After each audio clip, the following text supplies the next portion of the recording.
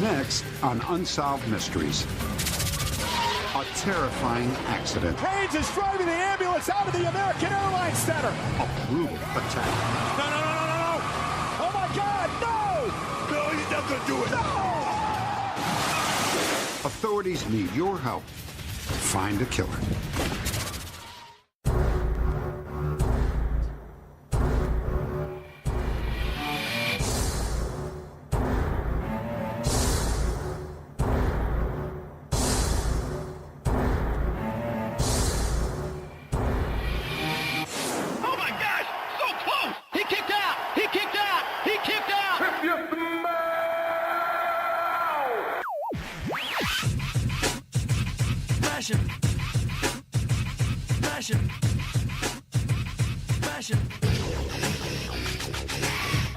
Welcome to the Full Nelson Press Podcast, episode 71, the 2017 Great Balls of Fire event.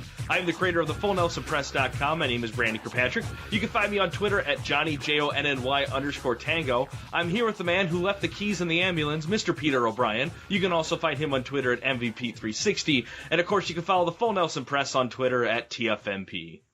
Pete, Great Balls of Fire. Let's do this. I feel like the fashion police should come in and arrest Roman Reigns. I feel like you could play the police angle with it, and then, yeah, it'd be great. That'd be awesome. Balls of Fire was such a good pay-per-view. It was great. Well, let's get right into the kickoff show. We have Renee Young, Peter Rosenberg, both discussing David Otunga's IQ, which is the thing. They have Dana Brooke. She just shows up, but then Emma, she just shows up and is like, Dana Brooke, we gotta go. And they never address this the rest of the night. Yeah, I love WWE's pointless storylines like that. Like, are we supposed to care? The best is she goes, oh, no, I gotta finish this interview. Okay. And then she finishes it. And then she goes, guys, I don't have time to talk. I have to go. Do you think Emma came out and goes, yo, Balor's not even on the card tonight. Let's bounce. Yeah. It was funny, too, because she was like, she made it seem like the panel cared. The panel didn't even seem like they cared. They were like, you go now, Dana. You don't even have to give us an answer. You can leave. We'll figure it out. Paul Heyman, he's in the social media lounge, but nothing happens there. Let's get to our first match of the night for the Cruiserweight Championship. Neville takes on Akira Tozawa with Titus O'Neil in his corner. Is Neville really going to lose his title at a kickoff show? Is Neville going to lose the title, period? No. Who's going to beat him? Nobody's going to come close. Maybe Tozawa keeps this, angle going, but I mean, they moved it to a kickoff show. Yeah. A championship match on a kickoff show. That just goes to show you that they're like, well, we don't care. Right. So we're down. The finish to this is Neville just lightly puts Tozawa on the ropes, and then Tozawa has to pretend like he just got his nuts racked. Yeah, and then, I mean, really, they should have called Great Balls of Fire. We don't know how to finish matches. Yeah. That's what it should have been, because a lot of the finishes were just like, what? I think I've kind of gotten to this kind of mindset now where there's only 4 real wrestling pay-per-views and the rest of them are just TV specials. Yeah, that's basically what it's coming down to. We're no longer getting fun pay-per-views with long main events, and we'll get to that, but yeah, this match was just dumb. And this just proves why Austin Aries should have left the WWE. You lock these people into the Cruiserweight division and say they can't wrestle in any other division in the WWE. It's stupid. I hope more wrestlers leave the Cruiserweight division because of this. So that way, either WWE has to put more people in the Cruiserweight division, get rid of the division, or maybe make it so that way people who wrestle in the division can also wrestle in for the IC title or the US title or something like that. This being locked into it is why Neville will go for almost a year undefeated with his title. I don't care what anyone says, and you can give me an angry comment. There is no reason why Neville shouldn't be competing for the Universal title. Yeah, I agree. Would you? I would love to see Neville versus Lesnar right now. I think it'd be great. I think that match would be great. I'm not even kidding. I would be on board with that match. I would be too, but it would be a squash match. I don't even like squash. But let's get on to the actual pay-per-view. Hey, no opening pyros for Great Balls of Fire? Right? Not one. This is the one pay-per-view where it's cool. And they're like, no, we're not doing that. No. We have an ambulance. What more do you want? Opening match is Seth Rollins versus Bray Wyatt. Okay. Yeah, so their following night on Raw, the match was 10 times better. Like, I don't know why they have to be like, let's really, like, work on it on TV, and then on pay-per-views we'll just half-ass it. Why even have the match if you're just going to have the match repeat on Raw? Like, that's what it's coming down to. You're repeating stuff too much. They're prolonging it. They took one match and turned it into 2 shitty matches, because this whole thing about the match ending because Wyatt does the Iraq to Rollins, they could have just done that and then done the rest of what happened Monday Night Raw in this match. Did you just call it the Iraq, or did you just put it in one word? Iraq. Oh, no. The Iraq him. The Iraq him good. Oh, Jesus. Come on, we're trying to get listeners. JK. Wyatt wins this one. Good for him, I guess. Hey, that is the positive on it. I did not see Wyatt winning it. Well, I did predict I would like him to, but there's no way you can back it, and Rollins is going to win. And what do you know? Well, my predictions was Rollins either wins or Wyatt wins dirty, and that's what happened. Wyatt cannot get a clean win anymore. Hey, I'm fine with the dirty win. As long as it's a win, just give that guy a win-loss record. Like, his win-loss record is so awful, and he's like one of the most charismatic and best in the ring performers. Right. Next match is Big Cass versus Enzo Amore. Oh, shut up. I just want to start off by saying that. I have to interrupt you. Have at it. One, what the hell was Enzo talking about? It was a Bray Wyatt 2.0 promo. I was like, Tim talking about, like, I don't go to sleep because I'm living my dream. Well, your best friend just beat the hell out of you, man. Not a good dream. What dream are you living now? Also, Big Cass's entrance song. Blah. Yeah, just feels like they went back to an old wrestling game and were like, these are all the stock songs we put in there. Which one do you want? He is there, like WWE's like, you know what? We've never had a 7-foot tall guy who comes out and puts his arm in the air like this and have like a really slow song. And I'm like, Diesel. They are trying to Diesel Cass. Yep. Also, if you're gonna do a camera angle, make sure Cass is not standing in front of the C in his name so it doesn't say big ass. And then there's another one later on with Sasha Banks. They got a screen cap and it says eat balls up in the header instead of great balls. So then like Enzo, I have to give him props. Like, he is creative, but his rant, I was just like, I don't know what you're talking about. His opening promo was longer than the match. Like, it didn't make me go, wow, Cass. Yeah, this didn't impress me. All this did was just focus on both of each other's weaknesses. Yeah, you can see Cass can't be by himself, and Enzo isn't ever in a driver's seat to ever win a match. Like, splitting them up was a bad move. I'm calling it. 1-800, I called it. I need a chart in front of me for everything I'm calling right. I'm not keeping track of any of that stuff. You need to. Half the stuff you say is bullshit. But it's right. All right, let's move on to the Raw Tag Team Championship match, an Iron Man match, 30 minutes, Cesaro versus the Hardy Boys. It's a good match, but, like, the Hardy Boys aren't famous for their stamina. In the match, like I said, like, there wasn't any, like, spots in there that made me, like, wow, like, it happened. Yeah. Like, that's not a good look for your pay-per-view when I can't remember what happened in the match. And I sat there and watched it. I wanted to skip like 10 minutes of it because you know what was going to happen. Mm-hmm. Fall. It's going to be even. And then they were going to have like a win. I mean, Matt Hardy getting busted up. That was pretty insane. He's bleeding pretty bad. So they've now gotten busted up. Hardy's lost a tooth. You think they're just done feuding with Cesaro now? Oh, come on now. The only thing that was entertaining about this was like the last 5 minutes of the 30 minutes that was in this. And then so they do this whole shim-sham where Cesaro gets the winning pin and then rolls out of the ring and runs away. I love Cesaro's strategy of just running away and counting out the clock, but 30 seconds outside of the ring and he doesn't get a 10 count. Doesn't tie up. It doesn't make sense. I'm just hope this feud is done. I'm so tired of it. Next match is the Raw Women's title match, Alexa Bliss versus Sasha Banks. I enjoyed this match. It was a good match. The elbow heard round the world. It was gross. I've never seen that. It caught me off guard. The match was good. I liked it. It was entertaining. The end was okay. I guess Sasha's like, I'm awesome. The end felt out of place. I get Sasha snapping, but why? What is with WWE thinking that having people roll out of the ring and walk away? Like, they think it's like building heel heat. Yeah. It's not building heel heat. No one's mad about Alexa Bliss.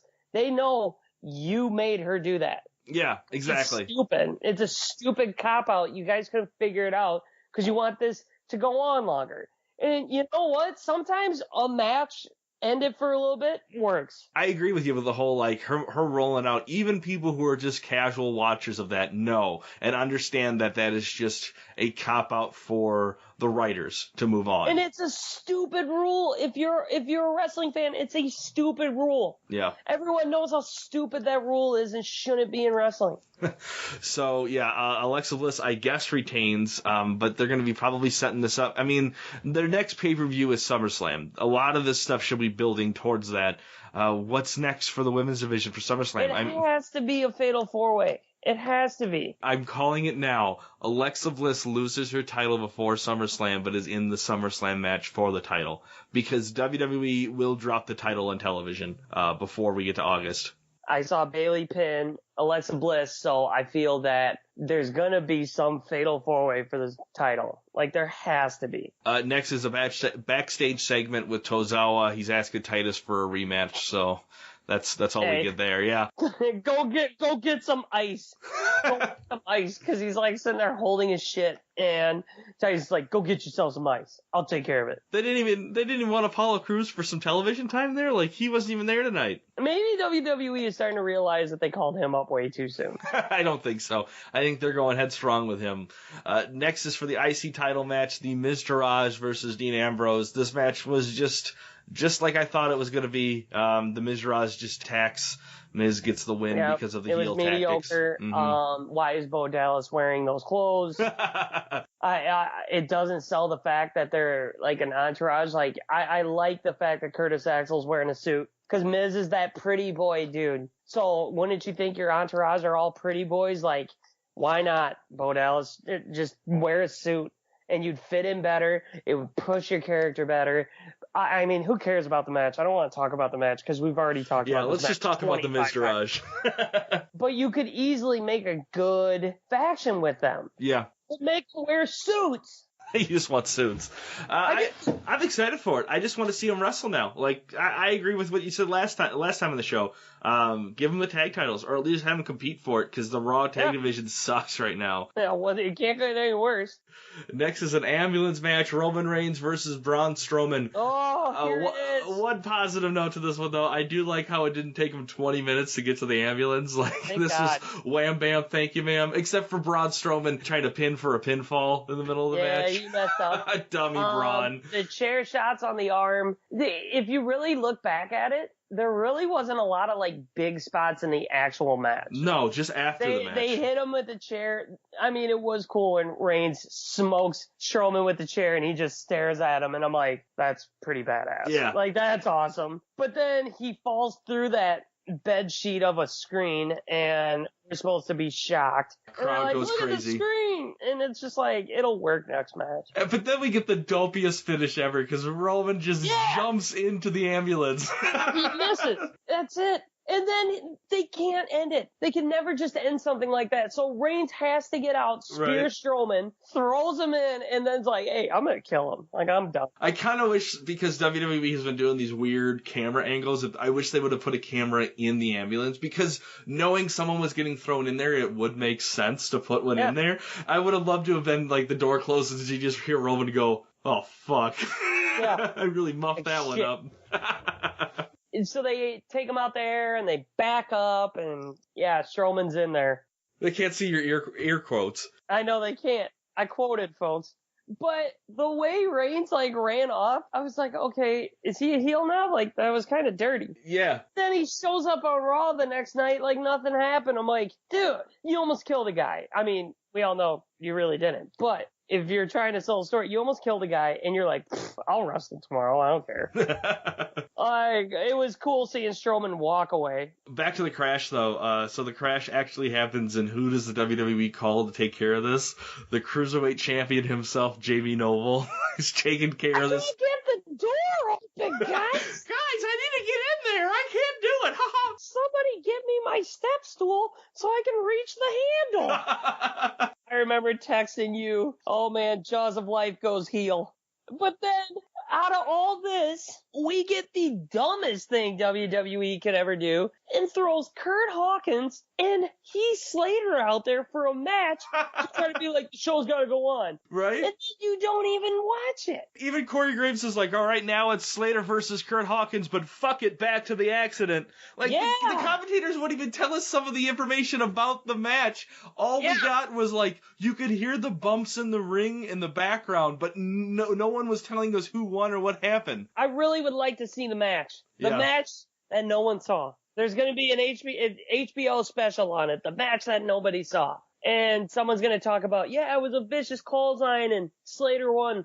Wow. Exactly. And then the whole time Cole's like, I'm amazed that Braun Strowman survived that crash. Attempted murder. Right there. Like, that just proves it right there. Even the creators even know. The Universal Championship, Brock Lesnar versus Samoa Joe. 7 minutes in heaven. Let's do this. I loved it. I have mixed feelings about it. I loved it. I like that Joe jumped him. I like that he threw him into the barricade. I like how he threw him onto the table. That's the way it should have been. And I like how he bull rushed him. And I like how he kept trying to choke him out. Like, I was completely fine with it. And I love the little dirty move that Joe did by pulling the ref over and kicking him in the nuts. Like, that still gives you that heel. But it also shows, like, Samoa Joe's the man. I just wanted more. Well, we all did. Well, I know, but, like, the Universal title for, like, the whole 2017 has just been engrossed in this 1 minute match, 2 minute match, 5 minute match, 7 minute match. And then we're getting these great, like Money in the Bank and Extreme Rules have these great 5-man main event matches. But I kind of want a good, 40-minute main event. Yeah, it'd be nice, but it's not going to happen until Lesnar gets rid of it. Yeah, I don't know. I'm so frustrated. I've been watching old pay-per-views and seeing, Punk and Cena having matches and Bret Hart and Shawn Michaels having these long-ass matches. And these weren't just, big, SummerSlam or Survivor Series. These were just, Bad Blood and Unforgivens and stuff like that. I just miss having a great main event. You can say it all you want, but until Lesnar drops the title, it's not going to change. And with what they did in this short time, the only thing I really disliked is that it only took one F5. Yeah. It should have been 2. You can't say it's because of fatigue. The match was 6 minutes. Yeah. And then nothing happened at the end, and I was like, lame. So this sets up our Universal title, because then the following night on Raw, we hear that it's going to be either Samoa Joe or Roman Reigns in a match against Brock Lesnar. I kind of want a triple threat because I just want something different. It's going to be a fatal 4-way. With who? Strowman's going to come in and interrupt next week. There's no way he's not coming and showing up. That's true. It's going to be either a triple threat or a fatal 4-way, or, I don't care. I would take Joe versus Lesnar, too. Do you really think Samoa Joe, Braun Strowman, Brock Lesnar, and Roman Reigns could all stand in a ring at the same time? Yes, I do, and I think it'd be great, but whatever. We'll see if that actually is the case. Great job, Lesnar, on retaining the championship that everyone just wants to see defended. A good promo by Lesnar, though, looking at Reigns saying, I don't owe you shit. Mm-hmm. I love that. Yeah. And I love Joe coming at him saying, you're afraid of me. I thought Joe killed it, and I thought Reigns looked like a putt. He did, but I like the whole zinger that Roman had about, saying that he's been taking care of Braun because you're not around, and says that to Lesnar. That was a really good zinger. I like that. But it was actually a really good promo. I enjoyed the last hour of Raw this week. Yeah. So what do you want to grade Great Balls of Fire? C. C? C+. I'll give it a C+. I'm going to go with a D. Because I wasn't happy. I wasn't happy with anything that happened tonight. With me, it was just it was passing. A little better than passing. It was just lukewarm. But I think now looking at it as we no longer are having pay-per-views, we're having specials. Yeah, that's basically what it's coming down to. It's no longer a pay-per-view. Yeah, it's SummerSlam and WrestleMania are your only 2 official pay-per-views of the year now. Rumble. Don't leave out the Rumble. I don't care. It's the best one still. All right, fine. I think the Rumble is still the best pay-per-view that's out there. It's my favorite one, other than Money in the Bank, but this year didn't do too well. So who is your dud of the night? Big Cass. Big Cass. Big ass. Big old dumpy ass. It's your time, and you have a mediocre song, and you put on a mediocre dominant match. Yep. You're supposed to be a powerhouse. I don't see it. I was torn between Enzo for just being Enzo or Finn Balor for not even being on the card. Yeah, that was such a joke. Stud of the night, I think I'm going to go with Jamie Noble, even though it was hard to say. I did want to go with Heath Slater because he was the only face to win the entire pay-per-view. I had to give it to the Jaws of Life. They were the only thing that could break open that door. Other than JV Noble, they just didn't let him let loose. And then if you want to put like right next to it, Samoa Joe, because I thought Slater did awesome. Did you watch that Kurt Angle documentary? Yeah, it was good. I liked it. Short but sweet. It made sense. It was an hour long. It was great hearing about, like, if you ever, like, never want to be a wrestler, or if you are a parent who wants to get your kid out of wrestling, show them the documentary where Kurt Angle talks about the 4 times he broke his neck. Yeah. He broke his neck a lot. Yeah, and then explain to him who Dixie Carter is, because apparently she's on the network now. That's like an official thing. That's weird. It was so weird seeing her on there. Yeah, it definitely was. It definitely was. All right, man. Some listener questions here. Remember to use the hashtag AskTFNP on Facebook, Twitter, Wrestling Amino, or email your questions at contact@thefullnelsonpress.com. T-Money asks, should Roman Reigns be arrested for attempted murder of Braun Strowman? Jesus Christ, yes. You really want to sell this as this happening? Right? He freaking murdered a guy. If I saw cops like walk in and like arrest him, first you get Roman Reigns off the screen for a little bit so you can build his character up more. Like right? Then he comes back as a convicted felon. Oh my God. Boom, sold. You think it'd be cool, because right now they're kind of teasing Rollins and Ambrose are kind of teaming. No. No, hear me out. They form back the Shield against Roman because the Shield's whole thing is about justice. It's all about justice. So you have like them just taking on Roman and just tearing him down. They take him down, and then like Roman's sitting there all beaten, and then Strowman comes up and finishes him. Yeah, I'm not finished with you. And then he takes out Rollins and Ambrose because, I mean, whatever. Ambrose sucks. Wrestling Geek asks, which wrestler or tag team would you bring back down to NXT?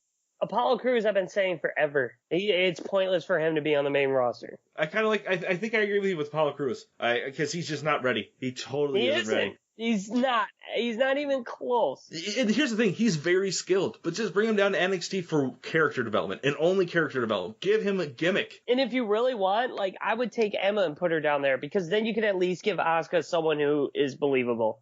Jacob Kask asks, which top wrestler from the Indies would you see benefiting going straight to the main event roster instead of NXT? Cody Rhodes.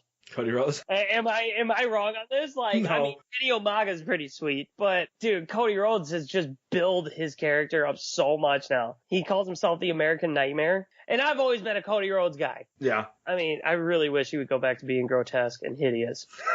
Whoa! Dun. I've been hearing this guy called the Big Guy, Ryback. I think he would. Oh, shut up! We're gonna lose listener questions if you can answer that. I would go with Kenny Omega because I think his character alone and his presence alone is just too big to be put on NXT. It would hinder his character, and it would make him struggle. Last question here from Joey P. If you could hire or rehire someone to come to the WWE or come back to the WWE, who would it be and why? I think I'm just Cody Rhodes. Did I say Cody Rhodes again? Yeah. Like, I want him back. Yeah, so bad. And I want him in the main event roster. Yeah, I want him a main event player. Yeah. I don't care if you even tag him up with him in the club. Put the whole club together. Just put an awesome faction together, and it'd be awesome. They bring him back, but then they put him with Elias Sampson, and he's like, God damn it, this is going to happen all over again, isn't it? Yep. All right, well, that is the Full Nelson Press Podcast, episode 71, the 2017 Great Balls of Fire event. Anything else you want to add? No. All right, we'll go watch some wrestling. Yeah, bet. Thanks for listening to the show. If you're watching us on YouTube, don't forget to subscribe and like the video. Leave us a comment and the guys might give you a shout out on the next episode. If you're listening to us on iTunes, make sure to leave us a review. You can also find the Full Nelson Press on Stitcher, Facebook, Wrestling Amino, Instagram, or visit us at thefullnelsonpress.com.